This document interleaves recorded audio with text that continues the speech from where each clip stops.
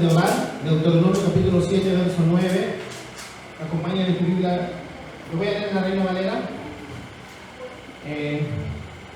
Dice la palabra del Señor: conoce pues que Jehová tu Dios es Dios. Conoce pues que Jehová tu Dios es Dios, fiel, Dios fiel, que guarda el pacto y la misericordia a los que le aman y guardan sus mandamientos hasta 1000 generaciones. Amén. Vamos a orar. Padre celestial, gracias Señor por tu palabra, porque sabemos que tú eres nuestro Dios. No hay semejante a ti, oh Señor. Grande eres tú y grande es tu nombre en el poder, Señor. Grande es tu nombre en tu soberanía, grande es tu nombre en tu justicia, pero grande es tu nombre en tu amor también. No hay semejante a ti, Señor. Gracias por la oportunidad que nos das de proclamar tu evangelio, y gracias porque nos hablas en tu palabra y tú mismo nos estás diciendo: hijos, yo soy fiel hasta 1000 generaciones, porque nosotros anhelamos que la generación que viene y la que viene, Señor, sigan estos pasos y tú los fortalezcas para que sigamos conquistando las esferas de este mundo, Señor, hasta lo último de la tierra. Gracias, Padre, en el nombre de Cristo Jesús. Amén y amén. Hermanos, si vemos la historia de la iglesia, desde la Reforma Protestante, veamos, por ejemplo, los primeros evangélicos, Dios ha sido fiel. Yo sé que la historia está plagada de cosas humanas como divisiones, ¿no? Está plagada de cosas humanas como diferencias. Las diferencias no son de ahora, ¿no? Recuerda que la Reforma Protestante pudo haber sido un movimiento unificado, pero Lutero se va a conversar con Zwinglio, los dos hombres de Dios, los dos con muchas cosas para aprender, pero no se pusieron de acuerdo en el tema de la cena del Señor. Y Lutero se fue pateando el tablero, se fue volviendo la mesa. ¿No? Y Lutero diciéndole: tú tienes otro espíritu. Los dos personas lo tienen. ¿Te das cuenta? Desde ahí nomás están las diferencias. Hombres buenos que nosotros de repente conocemos, ¿has visto que han tenido diferencias? ¿No? Pastor así y pastor acá. ¿Y son buenos pastores? Han tenido diferencias. Diferencias en temas no fundamentales. Acuérdense, ¿no? El Señor es fiel y nosotros no lo somos. Así que siempre ha habido ese tipo de problemas de separaciones, de traiciones. El punto uno que quiero tocar es la fidelidad de Dios. Es un atributo que podemos experimentar de cerca. Porque no quiero que la fidelidad de Dios se convierta solo en versículos que son su palabra, y al ser su palabra y poderosa, debemos creerla y escucharla como que Dios nos está hablando. Ustedes saben que nosotros no tenemos un charlatanes que dicen que Dios le dijo, pero cuando yo leo la Biblia, Dios le dice, o no te dice, tu espíritu te habla. Hasta después, cuando terminaste tu devocional, cuando hubieras leído este texto y estás caminando por la calle y te pasan cosas, el susurro del espíritu quiere ir y sabes otra vez que Dios te vuelve a decir: yo soy fiel. Entonces, entendiendo esto, después te puedes hacer un contraste con el mundo y ves que la infidelidad es uno de los pecados más terribles que podemos ver. Y no me refiero solo a lo que está claro que en el mundo está visto como algo normalizado y aplaudido incluso en la televisión, ¿no? La infidelidad conyugal. No. Por ejemplo, en los negocios, la infidelidad está por todos lados, ¿no? Tu socio te estafa, ¿no? Tu socio se te cierra, como dicen. Pasa, ¿no? En el ámbito eclesiástico pasa. Miles de hombres solemnemente hacen un pacto de predicar el evangelio tal como están las escrituras, pero a cambio de ganancias deshonestas, como obreros fraudulentos, terminan torciendo la Biblia, falsificando la verdad de Dios, o algunos hasta negándola, como los de la teología liberal. ¿No? O sea, son infieles a Dios, infieles a sus asambleas. O sea, el mundo está plagado de esto. Ahora uno dirá: sí, ¿no? Qué infieles esos herejes, o qué infieles esos varones o damas que son infieles que van a salir en la televisión, ya no, todo está normalizado, pero nosotros podríamos reclamar, digamos, algún tipo de inmunidad. Nosotros podemos reclamar alguna inmunidad completa de este pecado. Puede pensar, tú puedes estar exento de que se te catalogue también como infiel, o tú dices: no, yo sí no soy infiel. Cuando la Biblia habla de que Él es fiel, dice, aunque nosotros no lo somos. Porque hasta el mismo apóstol Pablo reconoce que Él también no es totalmente fiel. ¿Amén? ¿Cuántas maneras y de cuántas veces, examínate tu mente, en tu corazón, le has sido infiel a Cristo? Mira cuántas veces le has sido infiel a Cristo a la luz de los privilegios que tienes ahora como creyente, a la luz de la gracia sin condiciones, la gracia gratuita que se derramó sobre ti, a la luz de la salvación segura y firme que te dio, a la luz de la verdad de que el que empezó la obra en ti la va a terminar hasta el día de Cristo, y a la luz de todo esto tú has sido infiel. Lo cual te convierte en una persona que, o sea, le sumamos todo lo que te está regalando, infidelidad, delito de infidelidad, no le sumas. Nos destrozamos, ¿no? Se nos viene la moral abajo. Pero no es mi intención que se te venga la moral abajo. Es mi intención que seas realista y que digas, Dios es otra cosa. O sea, Él es totalmente otro. Dios no es como yo, pero más grandecito. No es un viejito sentado en un trono. La fidelidad de Dios se vive de cerca y todos los días. Si tú meditas en lo más profundo de tu corazón, en tu día a día, como dice otra frase del pastor Joe Piper, es que tenemos mucha falta de fe en la gracia venidera, ¿no? En esa catarata que te decía, ¿no? De gracia sobre gracia, tú tienes falta de fe. Segundo Timoteo 2:13, por eso dice, si fuéramos infieles, Él permanece fiel. ¿No? ¿Por qué? Porque Él no puede negarse a sí mismo. Es decir, que la fidelidad de Dios es uno de sus atributos. Y se lo vamos a ver porque vamos a leer más versículos. Pero es uno de sus atributos. Él no es como el amor, no tiene que reaccionar a algo para ser fiel, ¿no? Voy a ser fiel con unos cuantos de acá porque ellos sí me cumplen. No, Él es fiel. ¿A qué es fiel? A su pacto, a sus promesas. Él ha hecho un pacto que se ha sellado con sangre en la cruz de Cristo. Consumado es. Y aquellos que están en Cristo Jesús, Dios es fiel con ellos, porque Él no va a retroceder. Por eso yo no creo que la salvación se pierda, como dicen algunos hermanitos, muy sincero. Pero aquel que ha firmado esa salvación en esa cruz, no va a dar marcha atrás. La pregunta es, ¿estás en Cristo? ¿Realmente te has arrepentido de tus pecados y Cristo es el Rey de tu corazón? En medio de tus errores, en medio de esas infidelidades que hasta Pablo dice que tiene. Esa es la pregunta. ¿Qué sería de ti si el día de hoy partes a la eternidad? Le podrías decir a Dios, si no tienes a Cristo Jesús, si nunca te arrepentiste ante el Rey de Reyes, nunca te arrepentiste y creíste, le vas a decir, pero Señor, yo leí en tu palabra que tú eres fiel. ¿Pero fiel a quién? A su pueblo. ¿Estás en el pueblo o no estás en el pueblo? Así estoy porque voy a mi iglesia. Claro, no, estás en Él porque te has arrepentido de tus pecados, porque ahora a pesar de tus errores y de tus luchas, lo tienes como el más supremo tesoro. Como dice el Salmo 16 que les predico a menudo, ¿no? En su presencia y plenitud de gozo y delicias a su diestra para siempre. Él es mi contraste para buscar la felicidad. O sea, en su presencia encuentro felicidad y acá lo tengo todo por basura para ganar a Cristo. O la basura me causa deleite. ¿No?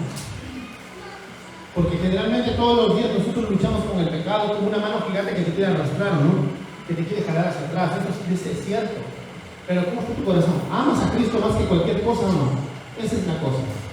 No es solamente qué cosas haces, porque eso se llama moralismo. A ver, ¿qué estoy haciendo? Me pongo corbata, no tomo, no fumo, no me pongo piercing, soy pro vida, ya voy al cielo. No, hermano. Acá la cuestión es, ¿a quién amas más tú en tu corazón? Eso. Durante todos los días de tu vida, ¿a quién amas más? ¿A Dios o a las riquezas? Las riquezas no son como el joven rico que habla de tus cosas materiales, sino todo lo que tu corazón cree que es rico y satisfactorio para ti. Puede ser el pecado, pueden ser situaciones, o como una vez hablamos de los dioses que fallan, ¿no? Pueden ser esas cosas buenas. Hay gente que es idólatra de sus hijos, hay gente que es idólatra del dinero, hay gente que es idólatra de su talento, hay gente que es idólatra de su trabajo, ¿no? Hay una película llamada Doctor Strange, donde el protagonista se accidenta y como sus manos quedan destrozadas, se quería suicidar. No tenía nada malo, estaba vacío. Ya de ahí, lo que pasa después de la película no importa. Pero hay mucha gente que le pasa eso, ¿no? Por ejemplo, tienes un talento de gran futbolista, te lesionan y ya la vida no vale nada. Ese muchacho no quiere estudiar ninguna carrera. ¿Por qué solo quería ser futbolista? Pero el fútbol no es Dios. ¿Por qué le deprimió de esa manera? Porque construyó la casa de su vida sobre el fútbol. Otros, por ejemplo, pues, no sé, tener un talento para tocar guitarra como Ingui Malmsteen, no sé, como Jimmy Page. Ser un crack, ¿no? Pero te lesionan las manos, ya no vas a poder digitar. Te vas a suicidar, se acabó el mundo, ya no vale nada. No tomas en cuenta ni tu familia, porque para ti la guitarra era tu ídolo, era tu Dios. Y por eso hay un libro también muy bueno de Timothy Keller que se llama Dioses que fallan, donde te demuestra que el problema es que nuestro corazón endiosa ciertas cosas. O por ejemplo, las que son mamás, Dios no quiera, pero uno de tus hijos tiene que partir, se acabó la vida. Es doloroso y vas a sufrir, eres humano. Pero se acabó la vida, tu hijo no le dio. O ya, más optimista, tu hijo crece y te dice, mamá, me voy a Italia, a Francia, chao, y de repente te sale un chico ingrato y no te manda ni un WhatsApp en 3 meses. ¿No? Pasa, ¿no? ¿Te vas a morir? Igual al papá. O sea, pensemos en que nosotros podemos hacer dioses no solo de cosas malas, sino de cosas buenas y que sí son bendiciones de Dios, ¿no? Tus hijos, tu trabajo, todo. Por eso Dios quiere el primer lugar en tu vida. Y ahí va la pregunta, por eso. ¿Con quién Dios es fiel? Con aquellos que son su pueblo, y su pueblo son los que le adoran en espíritu y en verdad, porque lo tienen en primer lugar en su vida. La fidelidad de Dios es una de sus perfecciones más gloriosas. Mira lo que dice el Salmo 89, verso 8. Salmo 89, mira lo que dice la palabra del Señor. Oh Jehová, Dios de los ejércitos, ¿quién como tú? Mira cómo lo admira el Señor. Te has despertado en la mañana y has dicho, wow, es una especie de wow antiguo, ¿no? Wow, ¿quién como tú? Y luego dice, poderoso eres Jehová y tu fidelidad te rodea. O sea, él está admirado porque Dios es fiel. El salmista está admirado porque Dios es fiel con su pueblo. Y nosotros somos parte de su pueblo. Y tus circunstancias particulares en la vida de cada uno son parte de lo que él está observando en su pueblo. ¿No? No es que solamente es fiel al pacto y nos va a llevar al cielo a todos en manchita. No, Dios es fiel y Él conoce tu corazón, conoce tus circunstancias, sabe lo que estás pasando, y aunque tú no lo puedas entender, como dice Juan, Él sabe por qué permite esas cosas. También mira lo que dice el Salmo 36:5. Jehová, hasta los cielos llega tu misericordia, y tu fidelidad alcanza hasta las nubes. O sea, muy por encima de todo las nubes, ¿no? Más allá de la comprensión finita, más allá de nuestra mente finita, está el concepto verdadero de la inmutable fidelidad de Dios. Inmutable significa que no cambia. Y eso a veces no lo podemos entender, porque nosotros vivimos por vista y no por fe. Aunque la Biblia nos repite, vivan por fe y no por vista, vivan por fe y no por vista. Tú tienes un negocio y se va a la quiebra y dices, ¿por qué Dios no fue fiel conmigo? Tú dices que crees en la Biblia y que las escrituras son inerrantes y crees que las escrituras son infalibles y estudias la doctrina de la fidelidad de Dios, pero basta una circunstancia en tu vida y tú eres un nuevo teólogo sistemático y ya lo cambiaste a Dios. No, Dios no es fiel. ¿Por qué? Porque se fue a la quiebra en otra cosa. ¿Que acaso depende Dios de tus circunstancias? ¿No será que viene algo mejor? ¿No crees que a los que aman a Dios todas las cosas ayudan a bien? ¿No te das cuenta que en medio de todo eso Él te está amando? Y que pudo ser peor, nunca te puse a pensar. Es como el hombre que tenía un yate muy bonito y vino una tormenta y el yate se destroza, le costó $millones, pero al final en una pequeña madera él queda vivo y lo rescata. Y él se puso a gritar, Señor, me voy a ir a la quiebra. Este yate me costó tanto. Este yate me costó tanto. No sé, no se pone a ver que Dios le dio esa manera para que salve su vida. No importa el yate. Dios le salvó la vida. Dios fue bueno. Dios fue fiel con él porque aún tenía un plan para su vida. De repente ya no sé más de la historia, de repente después se arrepintió y se dio cuenta. Pero en ese momento, nosotros somos así o no, casi todos. Pasa algo y dices, ¿qué pasa? ¿Dónde está Dios? En ese momento no lo podemos ver. En ese momento estamos viendo lo que perdimos, no el plan que Dios tiene para nosotros. Entonces, debemos entender que por su misericordia más bien es que no estamos peor. Como dice Lamentaciones capítulo 3, versos 22 y 23, en el contexto es que Jeremías viendo a todo Judá e Israel destruidos, ¿no? Pero que el remanente que creía estaba vivo. Por la misericordia de Jehová no hemos sido consumidos, porque nunca decayeron sus misericordias. Nuevas son cada mañana, grande es tu fidelidad. Muchos citamos esto para darnos mucho ánimo, y así está bien, pero recuerda que el contexto es de un Jeremías parado. A ver, ¿tú te imaginas mirar, no sé si lo han visto en internet, cómo quedó la ciudad de Berlín después del bombardeo que hicieron en la Segunda Guerra Mundial? ¿Cómo quedó Berlín?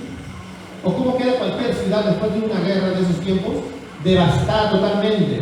¿O cómo quedó California después del terremoto y el incendio de la década de los 10? No sé si han visto en internet. Son ciudades devastadas. O sea, literal devastado. De lo que eran así casas grandes, ahora hay fotos de arriba donde queda un pedazo de madera, así, es como si hubieran metido una bomba atómica, así. O mira cómo quedó Tokio. O sea, así. Ya, eso estaba viendo Jeremías, lo que habían hecho los babilonios. Así, mirando. Por eso se llama Lamentaciones de Jeremías. Mirando todo eso, enojado de repente humanamente porque dije, yo les he dicho durante años y no me hicieron caso.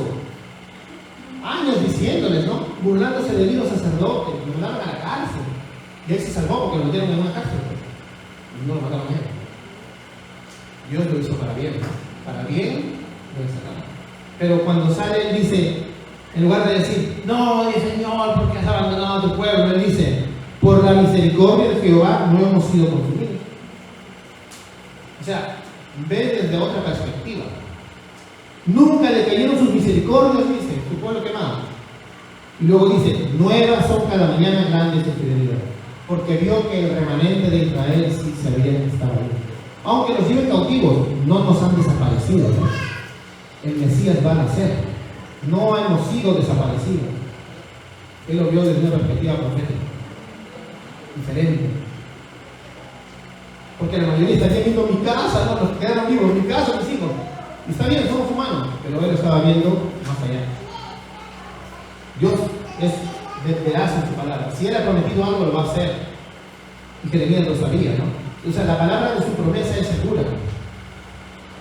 Él en todas sus relaciones con su pueblo, en la Biblia y en la historia de la iglesia, ha sido fiel. Incluso que muchas de las historias terminan a veces en la muerte de muchos cristianos.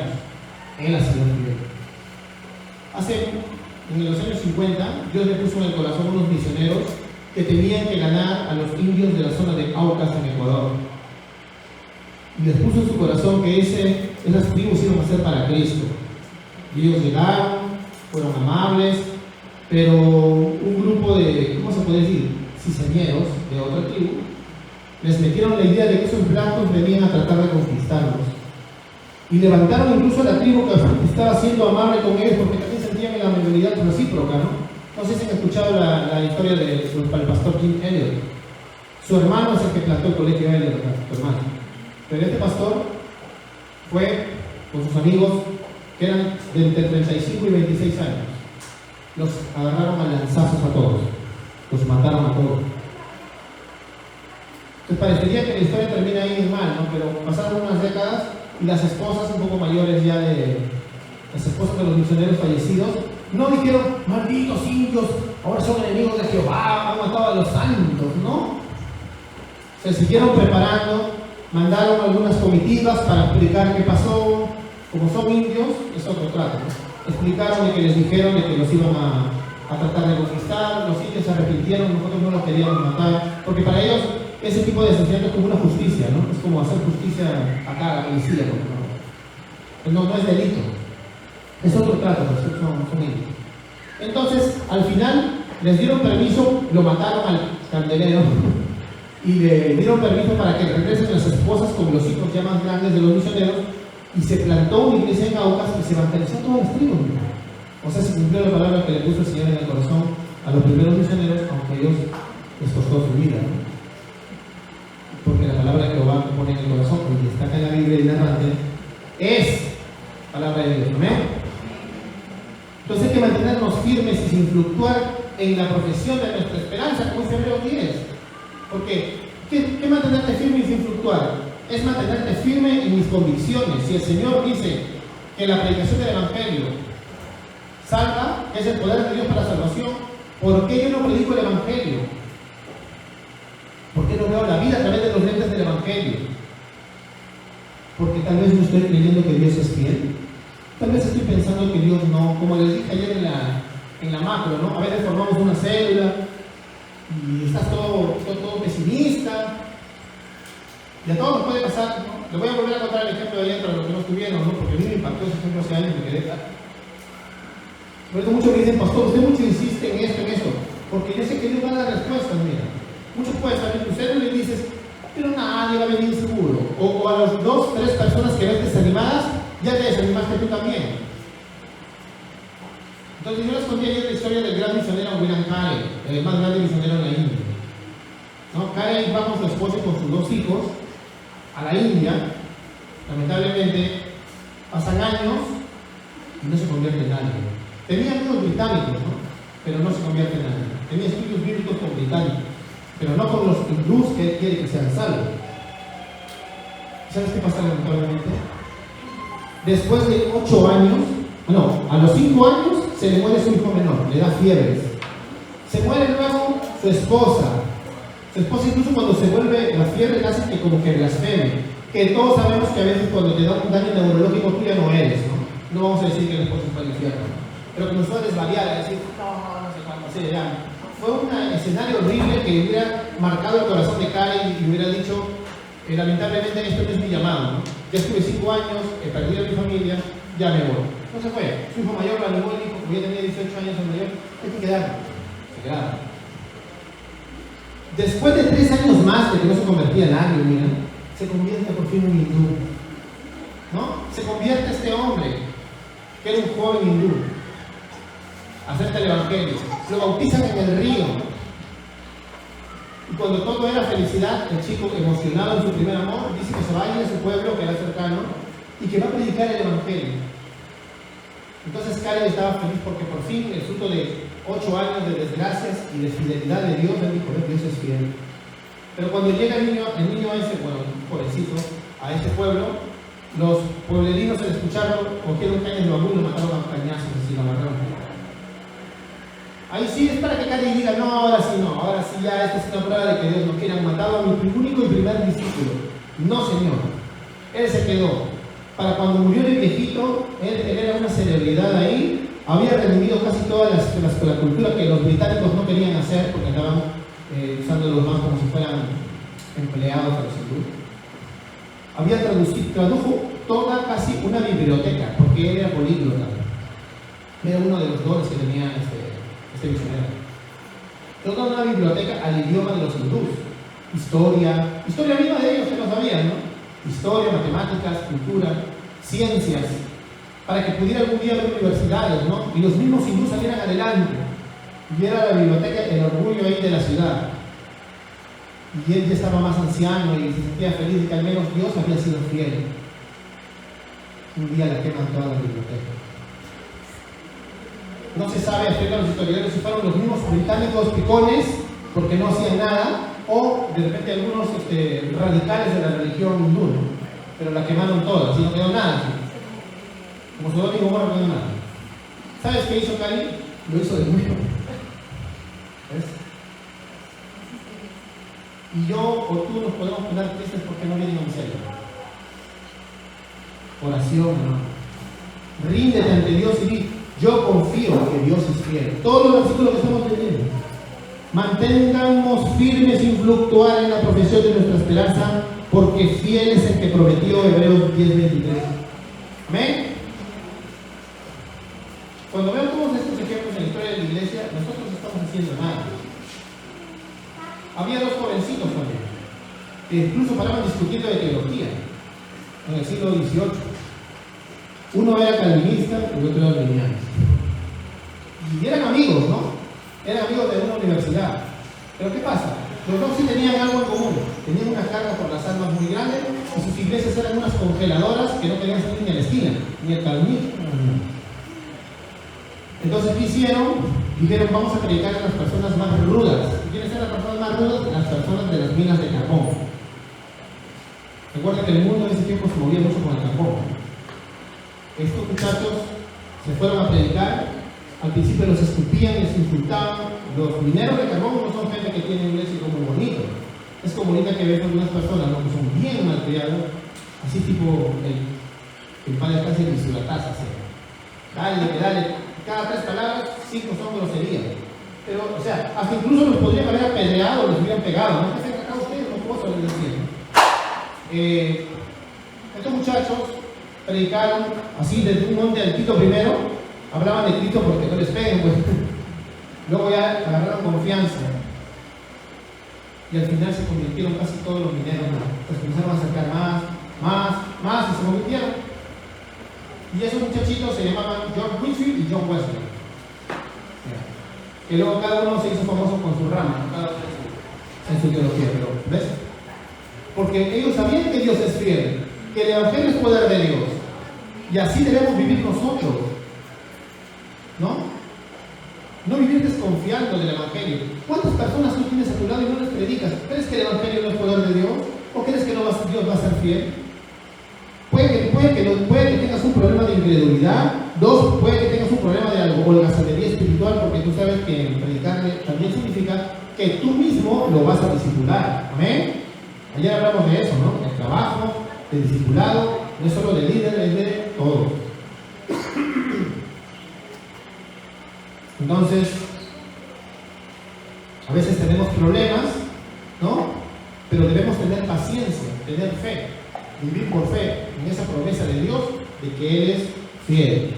Isaías 30:18 dice: por tanto Jehová esperará para tener piedad de vosotros, y por tanto será exaltado, teniendo de vosotros misericordia, porque Jehová es Dios justo, bienaventurados los que confían en Él. Confiemos. La respuesta bíblica siempre para los problemas que tengamos en la vida, aún en el ministerio o en tu vida personal, ya sabes que es consoladora, ¿no? A los que aman a Dios, todas las cosas ayudan a bien. ¿Lo crees? ¿Cuántas veces hemos predicado acá? Y a veces me choco con paredes de hermanos que no lo creen. Porque dicen, pero aunque te mueras. ¿Se acuerdan como vimos ayer? ¿Qué pasa si tú estás predicando optimistamente, ¿no? Que todas las cosas ayudan a bien y lo haces de una postura optimista, porque está bien también predicar así. Y viene un Grinch y te dice, no, pues si nos accidentamos, me voy al cielo, pues. No hay pierde para un cristiano, ¿ves? No estés viendo solo las cosas de aquí, sino las de arriba. Si bien es cierto, nosotros no somos de esa postura de que piensa que es fin del mundo y que tenemos que escapar, tampoco no somos una postura que estamos negando esta gran y maravillosa realidad de que las cosas de este mundo acá son como peregrinos. Estamos llamados a conquistar las esferas, pero que tarde o temprano vamos a estar con el Señor y luego resucitaremos, ¿no? ¿Ven? No hay que ir a los extremos. A veces la vida nos va a golpear con fuerza, nos vamos a encontrar enfrentando desafíos, pruebas, momentos de oscuridad. Nos van a hacer dudar, ¿no? ¿O quién no ha dudado? No va a hacer cuestionarnos. ¿Necesitamos seguir sirviendo a Dios? ¿Para qué es algo? Nuestro pueblo dice, Dios nos salvó para servirte. Y aunque lo aplicamos para las personas, en realidad nosotros creemos que Dios nos salvó para servirle a Él a través de nuestro amor por las personas. Amén. Por eso el salmo que leímos dice: tu fidelidad alcanza hasta las nubes, ¿no? Las nubes son la altura, es una imagen poderosa de lo que no podemos alcanzar humanamente así nada más. Piensa en el Salmo 100. Mira lo que dice en el verso 5 del Salmo 100. Porque Jehová es bueno para siempre en su misericordia y su fidelidad, como el otro salmo también dice, por todas las generaciones, para siempre, por todas. No es algo temporal, algo que se agota, es una promesa eterna, es una promesa que se extiende a lo largo de los siglos. Y nosotros tenemos una teología reformada que cree en que vamos a redimir el mundo a través de nuestras familias, ¿no? Nosotros no estamos esperando que es el fin del mundo, sino que queremos también que antes que venga el Señor, conquistemos las esferas de la tierra. Como vi un video de Contextico, no sé si ahorita me dice Contextico muy bueno, los muchachos, ¿no? Ellos dicen, ¿no? Yo tengo que estar preparándome, por ejemplo, yo la pongo a pensar, yo tengo 45, tengo que preparar a mi hijo para que por ejemplo, llegue al 2050, y él tiene que preparar a su hijo para que luche con el Evangelio hasta el 2080. No está pensando, no, ya ahí viene el Señor, ya. ¿Por qué crees que en el pasado los cristianos protestantes, no solo católicos, hacían catedrales? Porque los cristianos protestantes hacían catedrales. Si vas a Europa, las catedrales no son católicas. Westminster, Inglaterra, ¿no? En Escocia, en Gales, en Alemania, son catedrales protestantes, no tienen virgen ni nada. Porque ellos no estaban pensando en que después de su generación ahí acababa. Ellos miraban más atrás. Incluso las catedrales se demoraron, algunas se construyeron hasta 3 generaciones. O sea, el nieto lo vio, luego el abuelo, el hijo y el nieto. Ellos no estaban pensando siempre en el fin del mundo. Si viene el Señor, gloria a Dios, nos vamos con Él, ¿no? Pero mientras tanto no seamos como ese siervo infiel que dice, mi Señor tarda en venir, yo me voy a echar a dormir. Y cuando viene el Señor, ¿qué hace? A las tinieblas, porque es un falso cristiano, ¿no? Que recuerden que aunque pasemos momentos difíciles, hermanos, y aunque a veces vamos a sentir que las cosas se nos escapan de las manos, a Dios no se le escapan de las manos, queridos. Y eso lo podemos experimentar, creo que si nos evaluamos, en los últimos 2 años, 3 años, todos nosotros podemos experimentar la fidelidad de Dios. Está en su palabra, ¿no? Y también está en nuestras vidas. Tú lo puedes sentir en tu corazón ahora, porque tú lo has vivido. En el momento de mayor oscuridad, de mayor tormenta, Dios no te ha alejado. Porque si tú no has abandonado la fe cristiana, ¿no? O sea, no es porque tú eres fuerte. Dios te sostiene. Porque Él sostiene a sus hijos. ¿Okay? Acuérdate como mucha gente en la Biblia, no te puedo poner ejemplos como José en Génesis, ¿no? Él fue vendido como esclavo, por ejemplo. José fue vendido como esclavo por la gente que él quería. A él le falló su familia, sus hermanos. Él era uno de los hermanos menores. Seguramente muchas veces el de chiquito viéndolo como sus héroes, ¿no? Pues sus héroes lo agarraron, lo tienen en un hueco y lo vendieron. Por eso también cuando lees el texto, cuando Él los perdona, como que la duda, ¿no? Está, ¿no? Pero al final son sus hermanos, ¿no? Porque Dios había cambiado su corazón, ¿no? Y un cristiano siempre perdona, ¿no? Pero mira cómo Dios estuvo con él. Ahora, ¿qué hubiera pasado si José se hubiera muerto en la casa? Si nunca lo hubieran sacado para ser copero, y nunca hubiera ascendido en Egipto, Dios ya no es fiel, hubiera seguido siendo fiel, porque cambió su corazón. Él ya lo había salvado. Ahora, los planes que Dios tiene para tu vida es diferente, pero Él ya te salvó ya. Dios es fiel contigo, amén. Entonces, estate agradecido con Él siempre. Agradecido cuando estás con tu familia en el campo, así en un escenario idílico y paradisíaco. Agradecido cuando dices, mira, mi negocio me va bien. Agradecido cuando estás en la cama del hospital. Sé agradecido siempre, porque con Dios no tenemos pierde. Aquel que está en la mano de Cristo Jesús, nadie lo saca.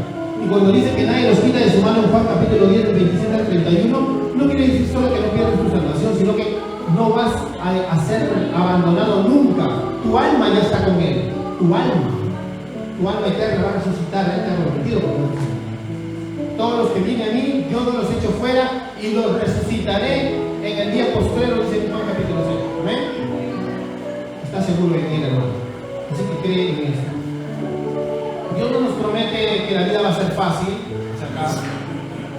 pero Él promete que va a ser fiel, amén, y que va a estar con nosotros, ¿no?